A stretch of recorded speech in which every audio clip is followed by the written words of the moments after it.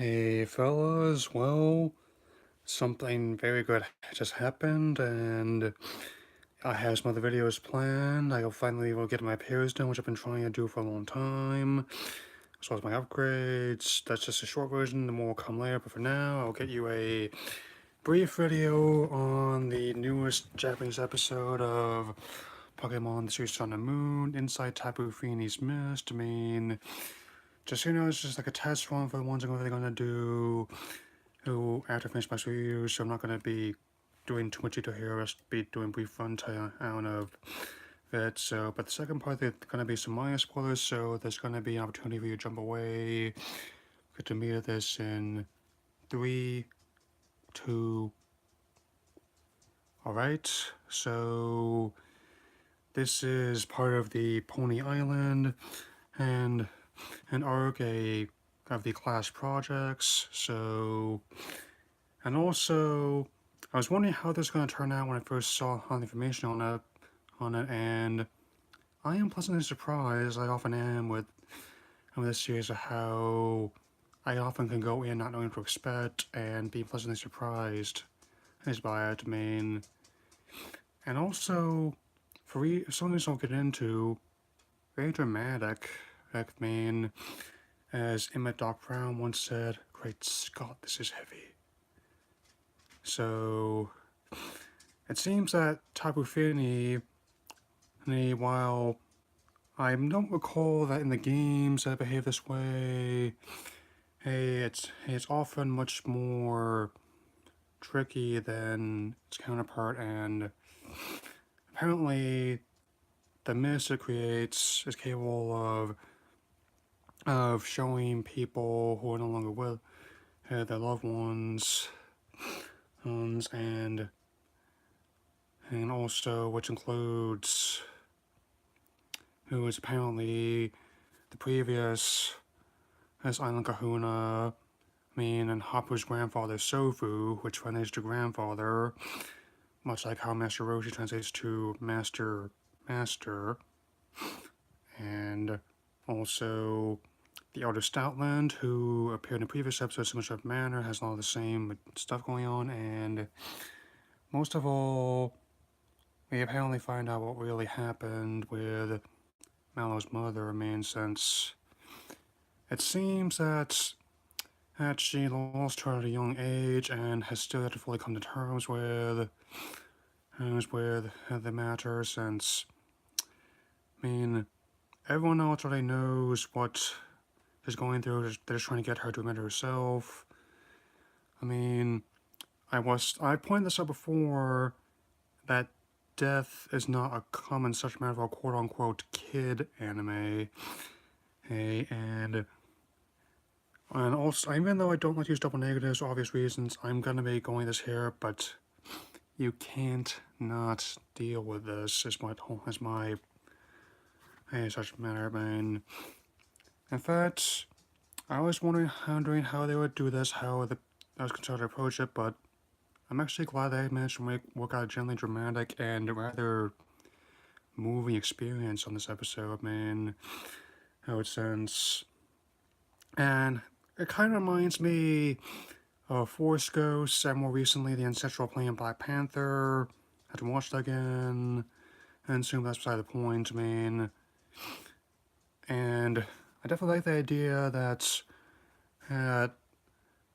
not only are they able to reconcile with their loved ones, make peace with them, but also suggests that in its own way that death is not the end. In many ways, it's going to be a new beginning, especially given the end has given me a lot to think about regarding Ash's father, Unknown, Shaman, potentially teasing these much talked about Sinnoh remakes on the Switch, especially in the case of Quesadilla flowers, Help Me Up Bloom into the Sky form, and Mong, given how it's also implied that thanks to the Ultra Space, there's many also potential worlds upon worlds, and on Spyro scenarios, and given how they descend into dust, this led to yet more Infinity War memes. So, but aside from that, even though it's one of the more lighthearted and humorous sagas they've done in their runtime, it still knows one has to put the laughs away for now, and much like in the episode with the Artist Outland, not only does letting now Tora count learn new skill in the case of Fire Blast, as to mean it also uses the same kind of much more muted color scheme, especially your brighter ones to have in the fog, man. They don't return until all the issues are resolved, and I think I actually found this very meaningful in some way. That's given how I've actually done dedications to not only people I've admired, but also loved ones in the past. Plus, I've been doing over the years, helped me come to terms with that, man. Since even though a lot of people dismiss this series, especially in this incarnation, as just fluff meant to sell video games to school children, that I mean, this is definitely one of the strongest counter arguments I have towards that, but even how it's towards its detractors. I mean, I want to emphasize I still believe that there's a difference between kid shows like Avatar and Batman, and which defy the kid show mentality, and others seem to be proud of the mindset. I'm quite thankful that this one falls in the former camp, as I've often stated, that I try to find something to enjoy, and almost all of it, even in parts which aren't as well regarded or I personally don't enjoy as much. That's but thankfully, with this 108th episode this season, and supposedly winding down, with speculation continuing about Generation 8 and how that's going to be handled, I certainly hope that whatever the case may be, over the past 20 odd years, that we're able to keep up the success. Man, I guarantee you that nothing lasts as long if absolutely no one still likes it, man. Granted, it's not quite as big as it once was, but it definitely still has its audience and how to reach towards it, man. Because it knows where it fits in the landscape and how to adapt to changing tastes, man.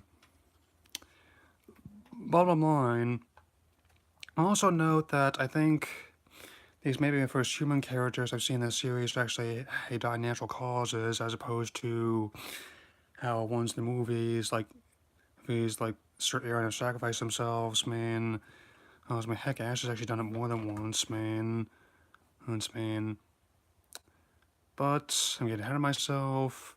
So, anyone who has seen this one, what do you think of this episode? Hope you'll let me know in the comments, and have more content to you coming soon, given how there's a Nintendo Direct starting tomorrow. I'll definitely get you something after it streams, after I collect myself, and I will talk to you all later.